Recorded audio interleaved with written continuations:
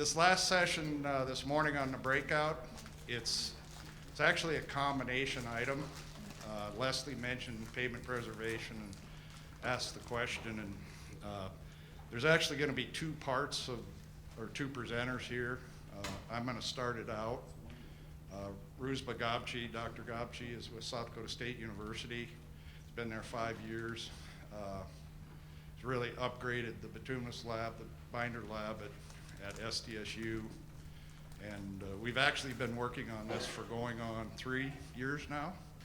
But it ties in very neatly with Everyday Count 6, which is the latest generation of Everyday Counts. I think that started with like the Safety Edge and so forth sometime back 10, 12 years ago. So this topic actually ties in real well with the new Everyday Counts, particularly the TOPS session or module of that. So let me get going through this since we have 30 minutes. And the TOPS portion, and it's a great resource, by the way, if you go into the FHWA webpage on Everyday Count 6. Essentially, of course, if it's a good federal program, it's got to have an acronym, right? TOPS. So Targeted Overlay Pavement Solutions. And basically, it's solutions for integrating innovative overlay procedures into practices that can improve performance, lessen traffic impacts, which is getting to be a bigger and bigger item, and reduce the cost of pavement ownership. In other words, lowering the life cycle costs through the life of that corridor or pavement. So I would urge you to go into that when you have a chance. Where this ties in with Rouzbeh and I is we started in 2019, well actually 2018, looking at the city of Sioux Falls. And the city of Sioux Falls, kind of like Fargo, growing very quickly. The core of the city is basically the major and minor arterials were concrete pavement. At one time, the state of South Dakota owned the cement plant in Rapid City, and they shipped it by rail over to eastern South Dakota, and the DOT got their allotment of free powder, and so did the city of Sioux Falls, because that's where all the votes come from. So the older pavements are pretty much all concrete, and of course, if they're on arterials, they're in high impact areas now, high traffic areas. So we started this trip a while ago. I'm going to tie together a few elements and then turn it over to Rouzbeh. He put together a pretty extensive performance-based testing system or project, research project to take a look at it. The one thing when we went into it, and I have a little city Sioux Falls background in between the Wyoming DOT and DAPA. I was the city engineer in Sioux Falls, so pretty familiar with it. And they have a really good pavement management plan. It started back in 2000 when I was there, but they hired a company called Infrastructure Management Services out of Arizona. It was over $1 million project to fully put together a comprehensive pavement management plan. Just a little bit about Sioux Falls, roughly 900 miles of pavements. They're adding about 10 to 15 miles a year. Of course, the growth is all on the periphery. By the way, they have a new Amazon warehouse too. It's like, if you're not a metro with a new Amazon facility, you ain't nothing. So that's out in the northwest part of town. But what's interesting here, when they went through, and of course they had to run the pathways van, collect distress data, inventory data, you know, how thick, what is it, how old is it. The one thing that really struck out was the replacement value of their infrastructure, the streets, is over $1 billion. And that's just the city of Sioux Falls. So I would assume probably Fargo's pretty close to that. You multiply it by a statewide value, you know, you could pretty comfortably say that, for example, the DOT system in North Dakota is probably worth $7.5 trillion replacement value. So that was interesting. It's roughly 84% hot mix asphalt or asphalt pavements, flexible pavements, and 14% PCC or Portland cement concrete pavement, which is hard for me to say, but I said it. There's more composite pavements now, which is what you'll see here. And the interesting part, and this is some of the data I pulled off the IMS pavement management plan. If you look at that $1 billion plus, the red and the blue basically represent the pavements themselves. So you can tell that's almost 2/3 of the investment. So roughly replacement value of $620 million. The other things are curb and gutter, signage, luminaires, that type of stuff. The areas in these core areas that are concrete pavement, I kind of call them like the Johnny Cash Cadillac too. When I was there, 41st Street, which you're gonna look at here in a second, was a 2-lane rural corridor at one time. And then they widened to 3 lanes. Then they went to an urban section with curb and gutter. And now it's 5 or 6 lane section. So you have all these additions to it, and of course now it's heavily developed, especially with commercial development. And so as they looked at it, this is conservatively, some of the people I worked with called me to start this journey, was they're saying, you know what, it's gonna cost us about $28 to $35 million a mile to do a remove and replace. And that's not counting the economic impact. And 41st Street in Sioux Falls is the busiest ADT in the state of South Dakota, basically. And by the way, it's gonna get even worse because this year they're doing a diverging diamond, new interchange on I-29 and 41st Street. It's like, Rouzbeh and I need to stay away from that for a while, at least the east part or the west part of town. So again, they were looking at a way to not just buy time, but extend pavement life. So we started on this journey actually in 2019. And this is just the idea, they have a STIP program, Surface Transportation Improvement Program. Sales tax revenue is going up, but when you're putting 10 to 15 more miles of new roadway in a year, as well as your underground utilities and everything else, it's fighting for the pot of money that's available. And that's where I think TOPS came into this as well, is the understanding that, hey, if I can really look at my pavement management system and identify, as Kurt and Melissa talked about with Highway 32, standard approach to a mill and fill with reflective cracking was use a 58S minus 28. Quote, the cheapest oil. Well, that might not be the best performing oil. We'll see. I mean, the performance test will show us that and so forth. And this is your typical, pavement deterioration curve or pavement life curve, or whatever you want to call it. And the whole idea is you don't want to fall into the trap of doing worst first. Is if you can not only optimally time your strategies, but also increase the toolbox of pavement preservation strategies. That was kind of the key here. And I'll get through this pretty quickly. They rate on a PCI, Pavement Condition Index. 100 is excellent right after construction. Of course, over time, as the system deteriorates, you start dropping down into the lower categories. So again, this is nothing new to probably most of you in this room. What is new is I pulled this out of that pavement management report. And this is a summary of the city's, all their streets, network condition, PCI there on the vertical axis, and years of service on the horizontal. And you can see, and you probably can't read it, but, whoop, damn it, that definitely wasn't the laser. On the right are typically what their trigger points are for the different pavement preservation strategies. And the orange line I added, and I'll show you really quick, because I think if you optimize, particularly on high traffic, high value segments, you can look at these things like polymer modified asphalt and not doing your standard in the box approach. And if you time it right, you can actually buy many, many years of service without shutting the whole facility down for an extended period of time. And I call it the paradigm shift, is that typically we always looked on this pavement preservation curve, hey, when we get down to fair condition, now we can't chip seal, we can't slurry seal, we can't microsurface. That's our overlay trigger point. And I think the whole idea behind this, and my opinion, but is that if you're able to catch that at a structurally higher value, you open up the opportunities and lessen the costs of structurally reinforcing that pavement, and particularly in an urban application where you have thinner lifts to deal with, you've got curb and gutter sections to deal with. So that's the whole idea here, is that the point maybe widens for that thin lift overlay option.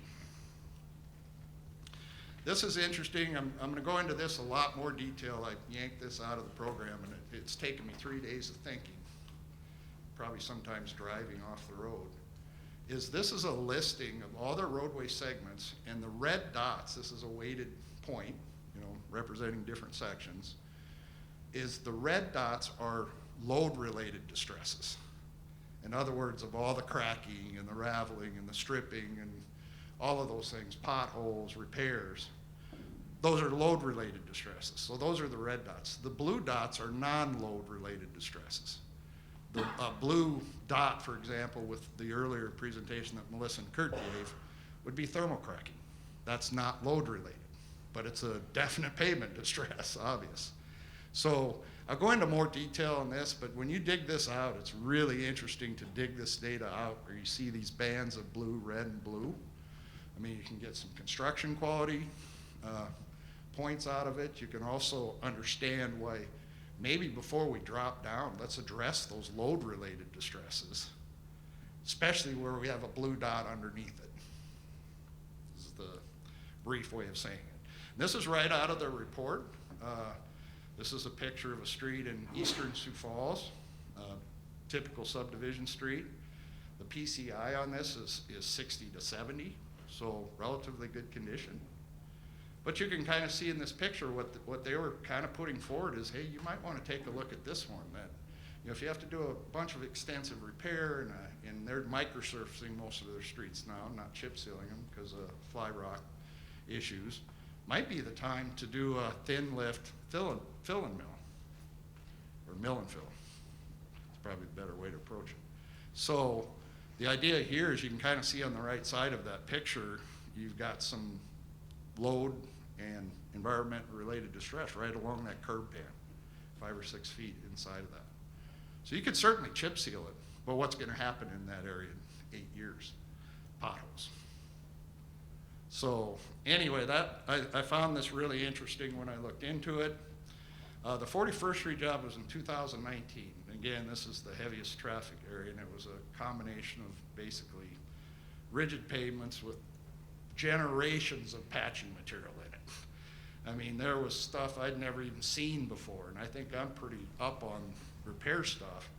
And I mean, there was cold mix, there was hot mix, there was that rubberized concrete stuff you use for patching. There was, I mean, generations of it, different joint sealant materials from silicone to asphalt rubber to MCs. It was really a mess. Road really rough, you know, between the normal traffic and the utilities underneath. And so you can see the pictures. They came to me and they said, where this triggered from is we had been working on smaller nominal maximum aggregate size super pave mixes. You know, North Dakota, South Dakota, the same way. The standard super pave mix, 1/2 inch, 12.5 millimeter. Doesn't work well when you're trying to lay a 1 inch mat. And so we'd worked on it for a while. I've had some cities try it. City of Pierre's been doing it for 8, 9 years now. City of Brookings, Madison, using a 9.5 millimeter super pave mix. And Kurt did some work with the Fordville pits, looking at 9.5 out of conventionally processed, crushed, and screened material. And it's definitely doable. And so that's what I had proposed to him. I said, well, we can do this overlay. I said, you know, 1 1/8 of asphalt isn't going to save your world here, but it can lengthen that out. And in this case, what we did is used what I would call a PG plus. It had polymer, but at a higher percentage add. You know, the stuff Kurt was looking at or showed on their presentation was probably, I don't know, 1.5%, 2% polymer. South Dakota they don't use the massacre spec, the 332, Asheville 332. They still use the original PG binder spec, but they've always had what I've called PG plus, the appendix on it that says, and as well as their spec language, if you're going to use a modifier in the asphalt, it has to be SBS or SBR, period. And then along with that, it puts elastic recovery requirement when you're testing that oil. So similar to what you do with crack sealing. So they had that in place, and I said, well, let's just build off of that, and we increased the ER recovery number to get the polymer load up. And that's what this pavement was done in 2019. So there was a lot of prep, and they asked me, well, how much should you do? And I said, well, how much money you got?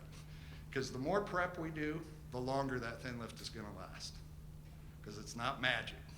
You know, this ain't rocket science. And so they actually did, they were setting up a mill anyway to do the curb reveals. So they were going to take their overlay into the curb pan. I said, tap mill this thing. It's kind of like a proof roll. You know, some of those concrete decracking and spall areas, they're like icebergs. Once you hit them with something, it's like, oh my God, that thing goes all the way through the slab. And it's like a pyramid, you know.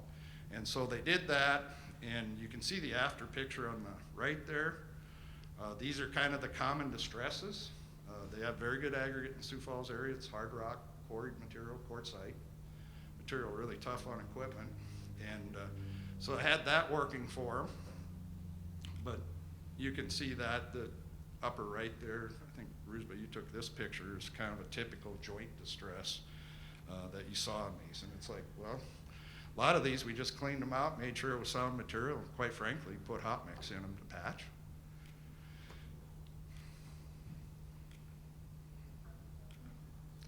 So it was ugly. There's decracking at the bottom left there. So, been highly successful now. It's been 3 years. Actually, they laid a scratch course with a 1/4 inch super pave mix at like 3/4 of an inch, paver laid, and then followed it with the 3/8 inch, the 9.5 millimeter, which was really about a 6.5 super pave mix with the super juice oil in it, with the high polymer. So that's kind of the starting point, and they have an endless list of candidates to do this. And you're not going to put the super polymer in a subdivision street. But on these high volume major arterials and minor arterials, particularly where the business impacts are great or the traffic impacts network are great, makes a lot of sense. Basically, this job was what I call a short mile because of the correction line in the section there. So it was a little bit shorter than a mile of 41st Street, 5 lanes wide. And the paving, the milling, prep, and the paving took roughly a little less than 3 weeks, as opposed to a April to December period on that street. So with that, I'm going to turn this over to Rouzbeh. There's really interesting work, kind of ties in with what Tyler's doing with the materials lab and what Leslie talked about with Matsy. So. Okay. Hello, everybody. Thank you so much, Ken, for start of the presentation, because it's the hardest part to do. So that's why I'm joining him to present. So after the introduction, I would like to give you some overview of what we have basically proposed to do for the city of Sioux Falls in terms of making a toolbox of different options for the overlay. So as Ken discussed it, remove and replace can be costly, time consuming, and impact on the adjacent area and business is very high, and their negative impact. However, a major to minor substrate repairs followed by thin lift overlay can be a feasible option because of the low cost and the speed of construction, less impact on business, and includes the other things that is involved with this. So let me just jump directly into what aspects we want to consider when it comes to testing different types of overlay options. First of all, for the thin lift asphalt mix, we need to reduce the nominal maximum aggregate size, and that is because of the lift thickness, which should be between 3 to 4 times of the end mass. So in many cases, the TLOs are less than 1.5 inch. So it asks us to reduce the end mass in order to be in the optimum range of the lift thickness. So with the existing STDOT's specification, the smallest end mass, the lowest value of the end mass is 0.5 inch. And with this requirement, we cannot meet the optimum lift thickness. That's why we need to modify the end mass. We need different types of mixes for this purpose. So this is proposed to do a 9.5 millimeter mix. The other thing, other aspect of these mixes is the use of wrap. In many city projects, the use of wrap is very popular. In many places, we see that wrap is used widely in the city projects. So if we want to have any research, we need to have wrap in the mix. So as you know, wrap starts with stiffened asphalt mix, and due to the higher stiffness, we get more brittleness and we get top down and bottom up cracks. But at the same time, it is beneficial to rotting. The other two aspects that we also want to consider is the use of the warm mix asphalt or the compaction aids that are used very extensively, as well as new technologies such as fiber reinforced asphalt concrete or use of frac. So for that, we need to consider both of these aspects in whatever that we want to put together in our toolbox. Finally, as Ken discussed, the highly modified asphalt is the other option. The PMA or polymer modified asphalts which regularly are used have less percent recovery than the highly modified asphalt. So they can be very beneficial when it comes to resisting the cracks with the highly modified asphalt. So this is another aspect that needs to be considered. Given the very low thickness of the TLO, use of the HIMA is looks to be logical. So with that, the end mass and impact of wrap on the TLA application, because we want to have some sort of wrap in it, compaction aids, use of frac, and utilization of the HIMA will be a part of the process. So with the 41st Street construction, we were able to collect 3 mixes so far. So the first mix number 1 is a TLO mix with 9.5 mm N mass with a 64-34 PG grade, which was collected already in 2019. The second and third mix were collected in 2020. Both of them had 20% wrap in them. However, the number 2 mix also have some frac in it, some fiber reinforcement in it. In the third mix, the PG grade is PG 58-34. The purpose is to compare to see if we use frac, it's going to help with the low temperature cracking, which can be done already by taking the PG grade of the much lower low temperature. Other 2 mixes that are proposed to be done is on Cliff Avenue, which is expected to be constructed in 2022. One mix will have PG 58-34, the other will be 70-34. So we came up with 2 different options in 2 different tracks for testing mixes and asphalt binders. The first track was to test mix number 1, 2, 3, 4 for 3 main distresses. One was rotting, the other one moisture damage, and the third one was cracking at intermediate temperature, which fatigue is one of them. So for rotting, we propose to do Hamburg wheel tracking. For moisture damage, we will do tensile strength ratio or TSR test. And also for intermediate cracking, we decided to go with the SCB test or semicircular bend test. Also, we wanted to see the effect of the asphalt binder on the performance parameters. Of course, we are going to look at the rotting and low temperature cracking when it comes to testing asphalt binders. For binders, with respect to the test metrics that we had, we will test PG 64-34 without any wrap, 58-28 with 20% wrap and fiber, PG 58-34 with only 20% wrap, and 70-34 with 20% wrap. So these percentages of wrap and different types of PG grades just represent the same test metrics that we are planning to collect mixes according to. So for rotting, we will conduct the DSR or dynamic shear rheometer test, and for the low temperature cracking or the low PG grade, we will do the BBR test. And from the data that we will get from this, we will get the PG grade of the combined asphalt, which includes wrap and PG grade asphalt. So these were the option 1. So if you want to summarize the option 1 testing that have been proposed, we can take a look at this table. On the top, you can see the test proposed for the mixes, and on the bottom, test proposed for the asphalt binders.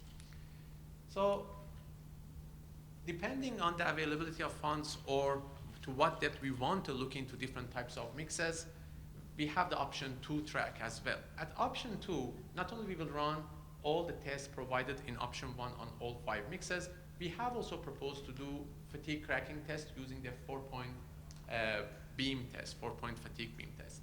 So why we consider this test? Because the other types of the fatigue tests are just surrogates for this test. According to the research done, this one is more reliable, 4-point test is more reliable, but because of the sample preparation and lots of parameters that can be tough to control, the reliability of some of these results from lab to lab can be questionable. That's why we wanted to take this as the control point to compare the other cracking tests with this one.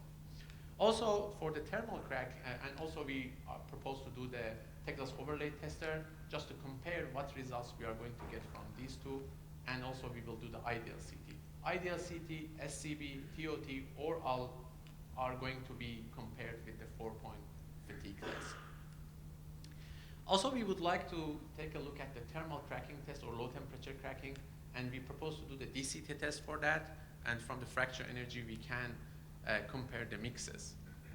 So for the asphalt binder testing for option 2, we are proposing to do all of the same tests that we proposed for option 1, DSR and BBR, but we want to also look into MSCR tests, because not only the temperature, but also the traffic and the loading is a factor when it comes to rutting. That's why we want to look at the MSCR grading of the asphalt binders.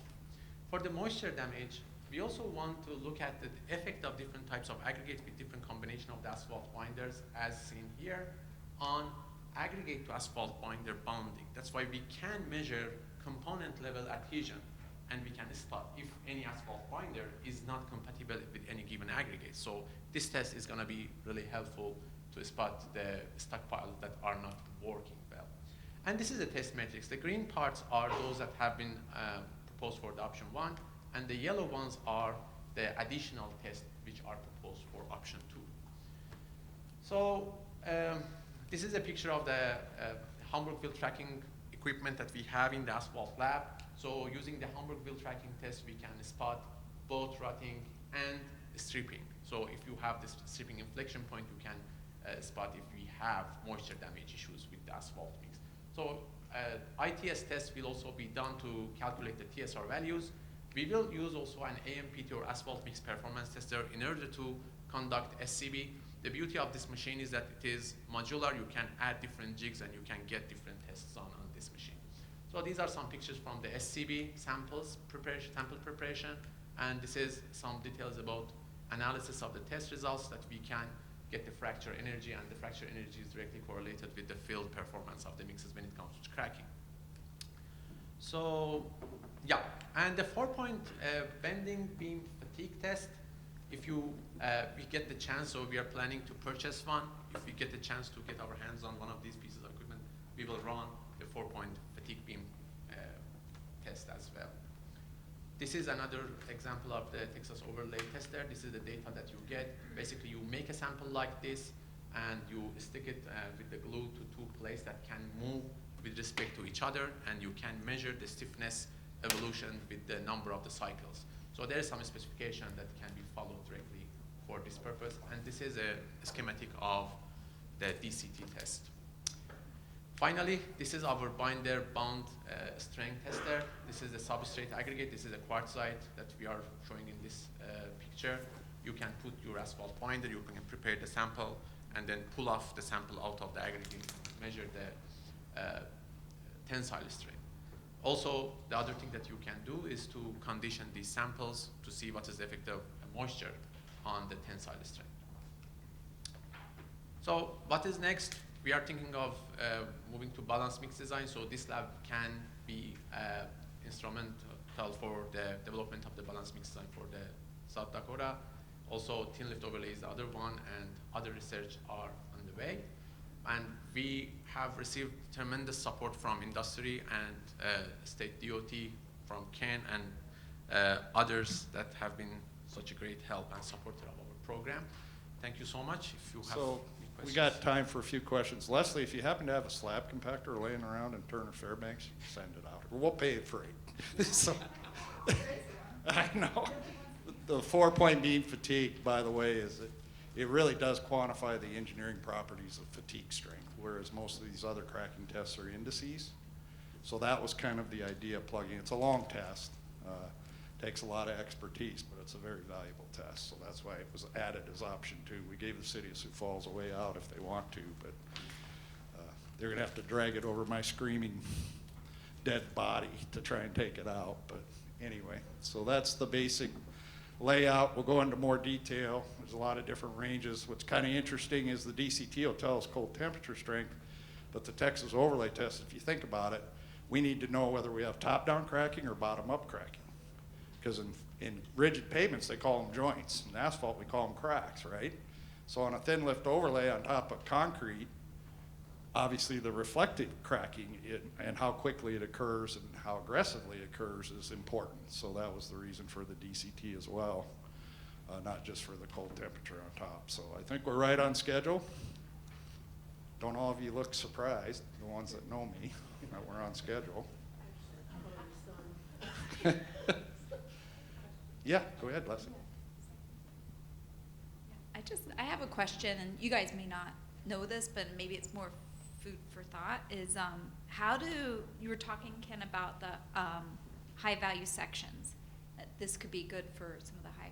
So I guess my question is, how is high value defined? Is it just by traffic volumes? And that's why I think this is less a question and more a food for thought, because one question I think is, are those tied at all to like the state freight plan?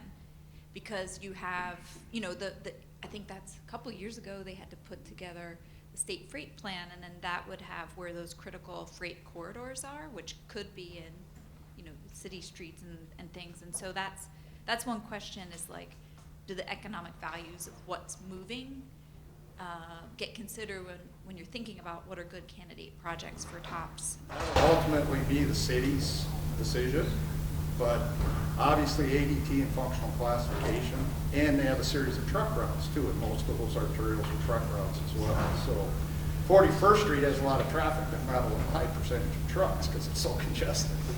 But some of these other ones do.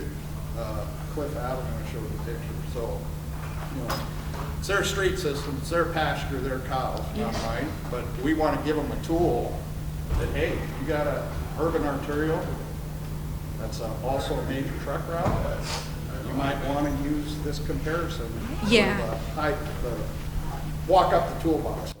Yeah, and I think it's good just because like it's trying to connect what we do on the pavement side with like what's on the plan, because the MPOs and the RPOs should know that. They've had to put these corridors and identify those together, but I think there's still a general disconnect, even in federal highway, right? So that's something we've been looking at. For a while, I was the chairman of the Sioux Falls area MPO.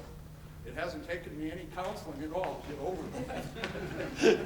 So, good question. Like I said, we just want to put the tool out there. The city can look at their pavement management plan. The other impact is how long construction takes and what's that impact, which is probably the biggest dollar sign up here, really. So, go ahead. I'm not going to, unless you can catch. No, Okay.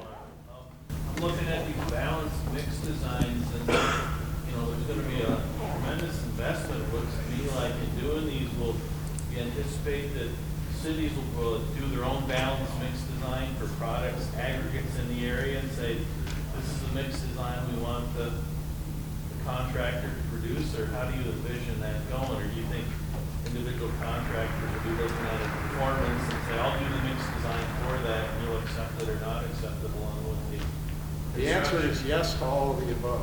I think it's going to be highly dependent. I mean, I've worked Montana, Wyoming, North and South Dakota all my work life, basically. And it's interesting. Some cities, particularly your Class B, Class C, they're totally reliant on the DOT for standard specifications, for everything. You get into the Fargos, the Bismarcks, the Rapid Cities, the Sioux Falls, they have some internal strengths. Actually, that's why we're approaching them, because they'll be ahead of the curve as far as the South Dakota DOT, but they probably have most to gain from this. And so that's the idea here. So, but as far as the future of performance-based testing, that 4-point beam fatigue, you're not going to see that in the field lab at Mohawk, other than when Matsy was there. So, that's why some of these other quicker cracking tests, the index tests are there to evaluate it. But I know there's some states that are already implemented balanced mixed design, and then it's totally performance. DOT says, I want this, and this. I don't care what you use. You just meet these test requirements. And they can throw whatever they want.